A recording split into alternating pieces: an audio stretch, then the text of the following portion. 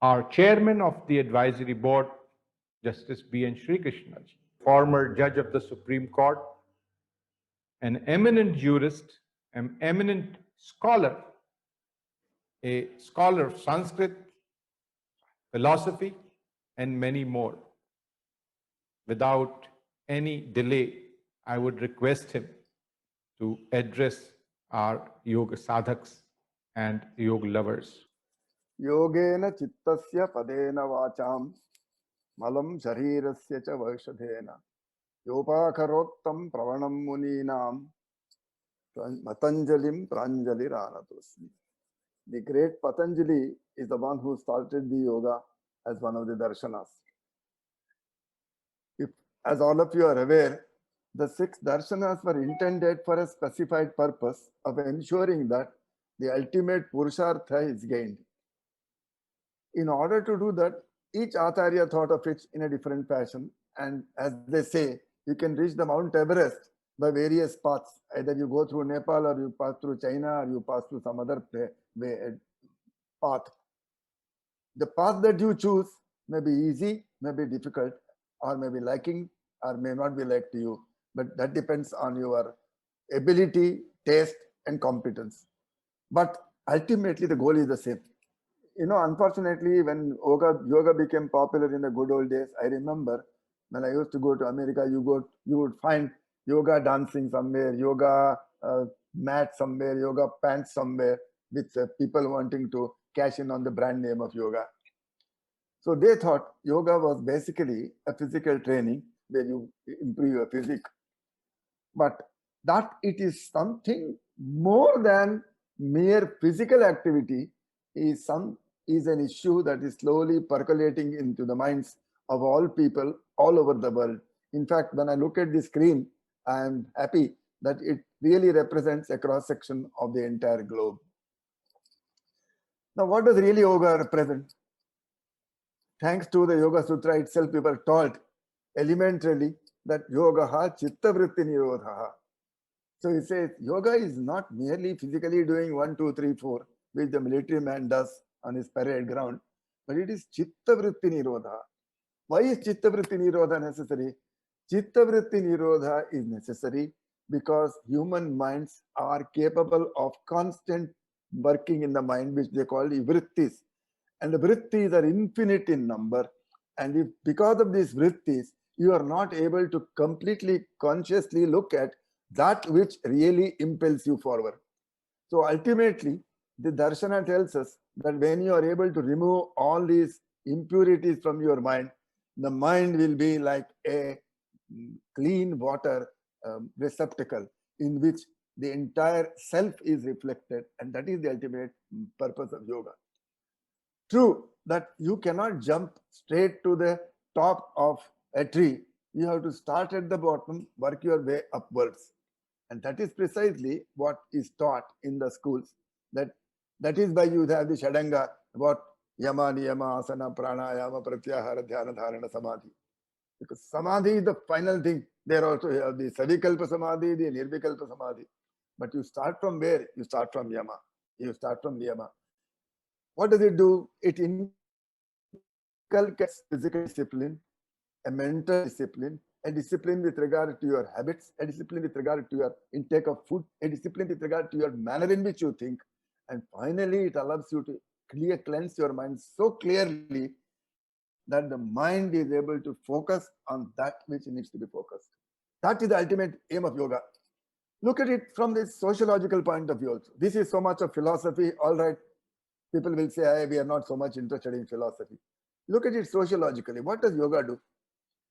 If you are all students of the Yoga Sutra, I don't have to teach you. Yoga teaches you how to blend with the environment, how to blend with the animals, how to blend with the birds. And Yoga Sutra tells us that if you have this kind of constant ability to practice yoga, even the wild animals become your friends. Even tigers and lions become your friends. How do they become your friends? Because you are able to vibrate with their thinking. That is necessary. Now, today we are told, oh, let us celebrate World Environment Day, that we will make sure that the environment is not polluted. This is not something new for a yogi. Yogi starts from there, and that is his goal.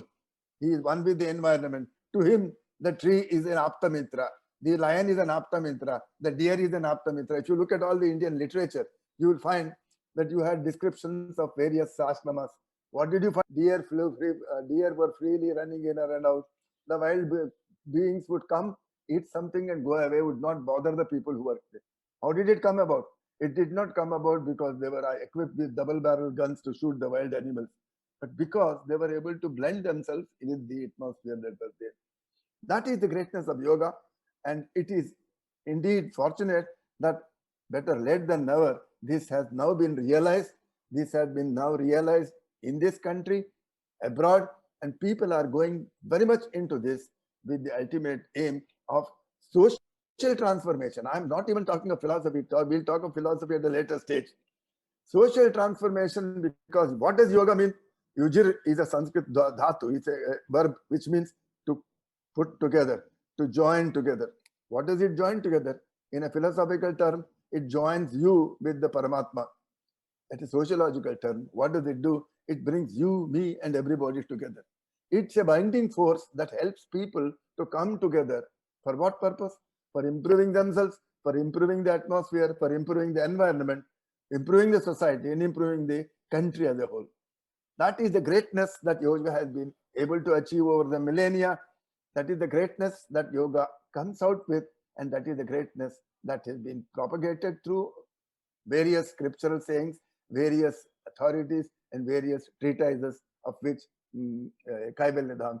I am happy that Mr. Tiwari referred to his master's injunction that even the institute which I brought up from nothing goes down to nothing. Make sure that the principles of yoga are not diluted. That is very much necessary to consider. Otherwise, in the name of yoga, you will be selling some concoction which may not really be what is really the yoga darsana that Patanjali ultimately in the Patanjali Yoga Sutras advocated. What is the evidence of that? It is not Kaivalyadhama, but it is called Kaivalyadhama. So anyone who knows Sanskrit will say that Dhama is the correct way of saying it and not Dham, because you don't want to omit the last vowel there. That is the purity which has been maintained by the people in charge of the Kaivalyadhama, Mr. T.O.P. Tiwari and his eminent son, Subodh Tiwari, and all his compatriots. They are doing excellent work in propagating the right principles of yoga, teaching it. They are also not only teaching it, they are also making sure that there is constant research conducted on how it can improve the physical abilities, the mental abilities of human beings, how it can improve in making sure that the problems that human beings face, whether it is mental, emotional, psychological, or physical, can be resolved without having to go into drastic remedies. That is the greatness. And simple remedies on the basis of the ancient scriptures, on the basis of the Shastra that has taught us what is to be done. And you will notice whenever who have occasion to visit the institute, the lovely aushadhis that they've got a plant where the aushadhis which normally you would not find within a crowded area are grown there. They are used in the research. They are used for the purpose of ensuring that the health of the community is improved. The research that goes on there with regard to how does pranayama help in bringing down your blood pressure? How does pranayama help in bringing down your blood sugar? How does pranayama and the various asanas, how do they help in bringing down your thyroid levels, improving your liver function, improving your cardiac function, is a matter that can be seen by the research that is being conducted in the institute. And I'm sure that you are all beneficiaries of this. We resolve ourselves to ourselves that we'll continue to do this good work, we'll continue to propagate it, and we'll continue to make sure that the benefit of the ancient wisdom reaches to the last person in this country and abroad, and the last human being on the planet of Earth is entitled to and becomes aware of these great principles with which Yatra Vishwam Bhavate Kanidam. So ultimately the world itself is our Kamka. Every politician will talk about and say Vasudhaiva Kutumbakam. But what is the meaning of Vasudhaiva Kutumbakam? It will be a Vasudha. Vasudha is the entire earth. It will be your Kutumba or family if you have this complete one-to-one relationship with every human being there. That can come only by yoga, and that will definitely come by yoga. Thank you very much. May you all continue to do the good work that you are doing. May you all to continue to get the lovely education that you have been fortunate enough to receive. And then, as they say, receive the education and spread it out so that others may benefit. Thank you all. My blessings to all of you.